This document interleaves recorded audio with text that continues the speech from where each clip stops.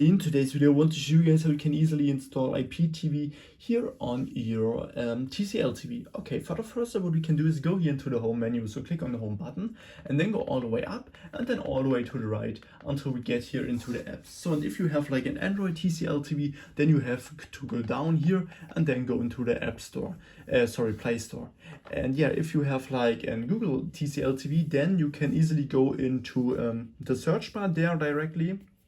Or you can go on the app categories and then on video players, and then you will easily find IPTV. But here we have to go on the Google Play Store, and then we can go up here, go into the search bar. So here, go up, search bar, then go down, go into the search bar again and click on it. And here we type in IPTV.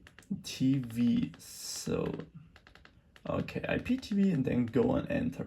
And here we have many different IPTVs which we can easily download. So, and here is like a TV Mate. So this is a favorite IPTV player from many people, or which is also good is like here IPTV Smartest Pro. And so what we can do here is that we can go on install, and then we can easily open the app after that, and then we can easily use it. If I could help you with the video, then please leave a like and subscribe, and see you next time.